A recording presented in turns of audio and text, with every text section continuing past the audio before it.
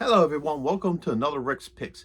Today I'm doing another G.I. Joe classified figure that I've been waiting a while to do. And that is Serpentor and his air chariot. You know, ever since they announced this figure for pre-order, I had to go get them. So what I'm going to do is I'm going to look at them in box. And then we're going to take a look at him, his accessories, and the air chariot. And I'm going to give you my thoughts and opinions on the figure. So without any further ado, let's get to the review. All right, so here we have Serpentor in box. Now this is a really neat setup. I love it. Like you have the actual box itself, then you have this half shell here that has his face on it, the G.I. Joe classified logo, and his name, and of course your choking hazards. Let's just give this a quick rotation. Over here you have what number he is, his stats. Spin it around this way. And you have this neat piece of artwork that looks really cool. You know, it's definitely a new picture opposed to, you know, your standard art. And I just love it. You got him sitting on, you know, Abraham Lincoln there. You know, him in the middle. You got the Cobra figures. Him triumphing over Cobra Commander. So this is a really neat piece of artwork here. And you spin it around, and it's pretty much the same as the other side. You got his stats, what number he is, and on the top, you got the Cobra logo, and on the bottom, you have your legals. Now, the one thing I will say about this box that I'm not too thrilled about is if you look at the stats, it's a really, really dark, like purple. I think it just needed to be brightened up just a little bit, give it a little bit more pop. Because you could probably kind of see it. Like if I really shine the light, you'll see it because it's a semi-gloss. But, you know, that's probably the only one thing that I'm not too thrilled about the packaging. So the shell comes off. All right, put that over there. Now you get this nice display here of the Cobra logo and a DNA coil, which is really cool. The back pretty much stays the same. All the shell did was complete this picture, so even without the shell, it's still the same thing, but you don't have the legal or any of that on there, so that's pretty cool. And this opens up, and you get this nice look of him, all his accessories, and then this picture of his air chair. Now, the neat thing about this is him and all his accessories aren't hidden behind a plastic shield. There's no shield. Like, this is the figure himself. Now, I don't know if they did that so it'd be easier to get him out of there. And if you want to put him back in and display it, you can. Or they're just trying to save on not putting an extra shell. But either way, it still looks really cool. And I'm really excited to get looking at him. So, let's do it. All right, so here we have Serpentor out of box. Let's give him the rotation. All right.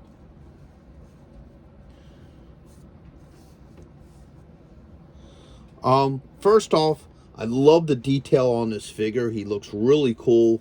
Like you have this snakeskin pattern. Here, let me bring him up closer. In his armor. The same with his cape. It's like a really nice, soft, flowing material. And his headpiece looks really cool. Even the detail to his armor, like they even have these little bolts here.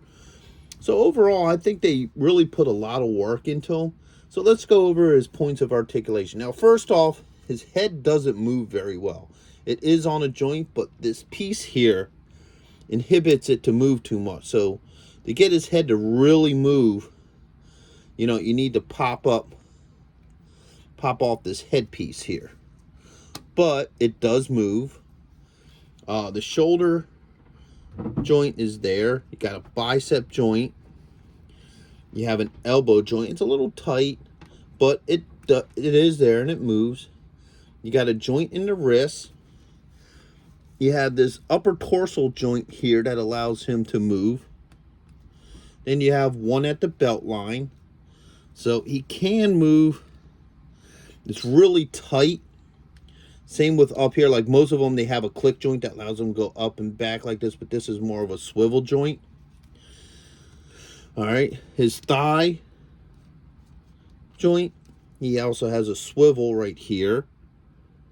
He has a double knee joint. Oh, that's tight. There you go. He has a swivel at the top of his boot. And then he has an ankle joint. All right. Now, I have him like this. Let's take a look at his back. So you see he has this like snake armor style back. You know, that snake armor goes all the way down. So that's really cool. So they really put a lot of work into this figure. Let's get him back standing here.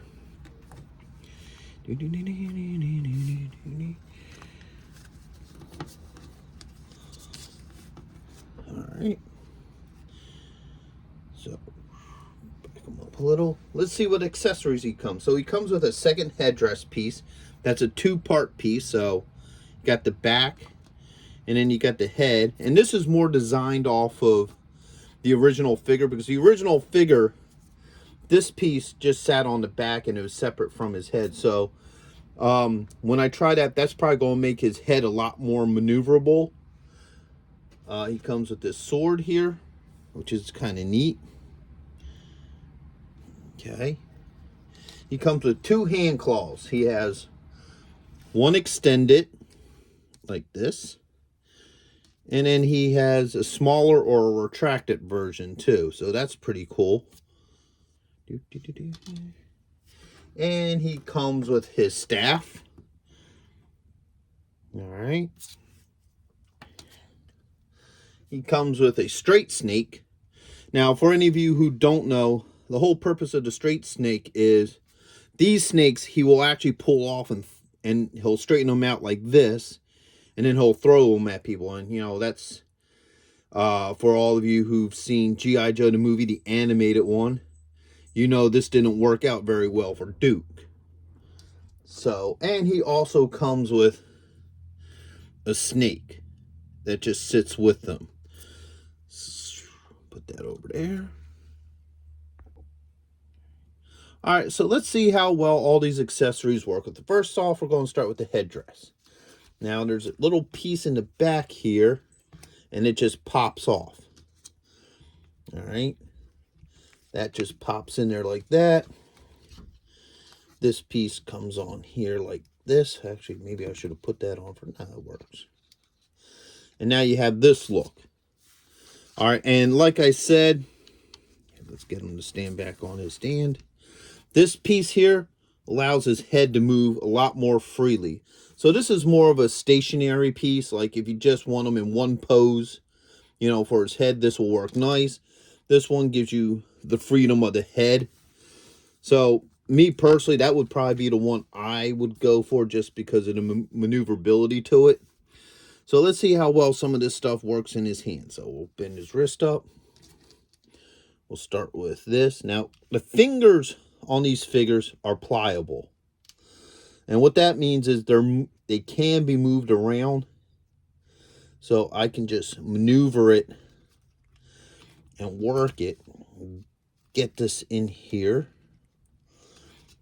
There we go. So yes, he can hold his staff. All right. So he can do that. That's not a problem. Now, the neat thing I noticed about this figure is if you look at him, they do give him a trigger finger. So, and that's on both hands. So if you want him to hold any kind of guns or what have you, he can do that even though he doesn't come with any. Let's see how well the sword fits in. All right, his sword fits in his hand nicely. No issues there. All right, let's take a look at these little blades here. All right, they fit up right up on here. If you look here, there's a little gap. So I'll put this one here. And that just fits on there nicely like that. And it's only on the one side, so you cannot put the blades on this side. It's only this side. So you can either have the short one on there or remove it, and then you have the extended blade. So that's really nice. I really dig him. He's obviously a really neat looking figure. So let's start looking at the air chariot. All right, so here we got the air chariot. Obviously, it needs some assembly. So the first part we're going to add on is the iconic hiss head. Now, the neat thing about this is the jaw opens on this. You open it up. If you look in there, there's a little blaster in there, which is kind of a neat detail.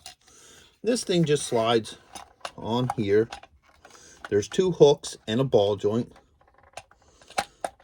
Oops. So that just pops on easily. All right. You spin it around this way. Let's look at it from the back. You have your 2 tail wings that just pop in.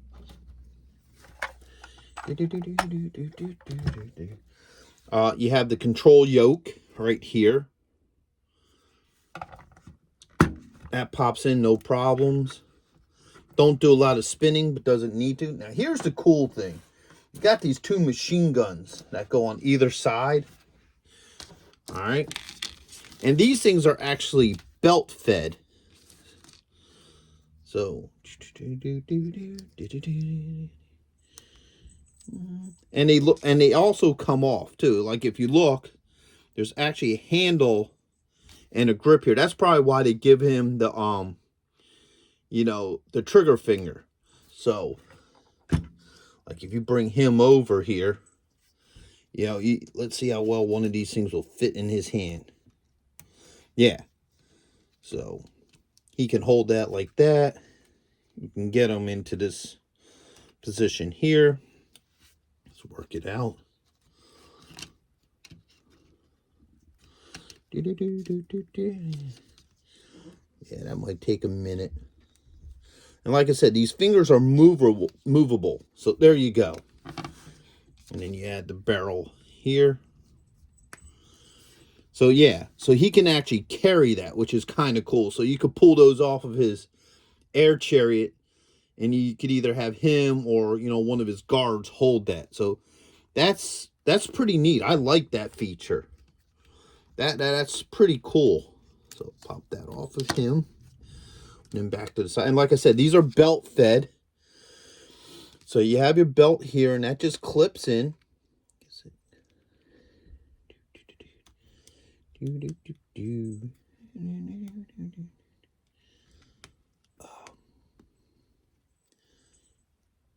Just like that. So now you have your belt. Let's do the other one. Pop the barrel on this one. And then put your belt on. Oops. Just like that. So now that's in there as well. Let's see how easily these things pop on. There you go. That just pops on nice and easy. Now for the other side.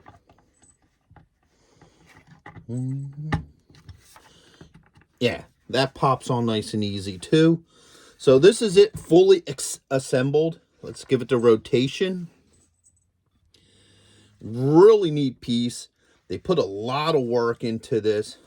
These will swivel around. That don't move. You spin it over to the bottom. You get this nice detail here. Now, this is something cool that the original didn't have. They have landing gear on this. So, these landing gear pieces actually pop out. I hope I'm doing this right. Yeah, this one looks like it's a little bit harder to get out, so let me get my trusty screwdriver. And anytime you use a tool on anything like this, be gentle. See? So, okay, so this air skip does come with landing gear, so that's kind of cool too. And then you have the nice detail in these vents. If you look at all these little controls and knobs, they definitely put some work into this. Take him off there. If you look, there's 2 pegs here for his feet. 1 foot, 2 foot. Yeah, he just easily fits right on there. So there you go. You got him on his air chariot. Overall, this is really nice. Any of us who were lucky to get a hold of this, this is a really cool piece. Definitely any Classified fan or even Joe fan in general should get a hold of this, because this is worthwhile. So overall, I do recommend this figure. If you were able to get them, great. If you weren't, you know, damn. So I hope you guys liked this review. If you did, go ahead and check out some of my other G.I. Joe classified figure reviews. I also have a playlist for the classified figures as well. So until the next one, late. Thank you for watching this video. If you did like this video, do me a favor, hit the like button, subscribe, share it with friends, hit the notification bell so you can see more content, and always leave a comment. I'm always happy to hear from you. And check out my Patreon page where I have things that you won't see, on this normal page. So once again, thank you for watching this video, and I hope to see you in the next one. Later.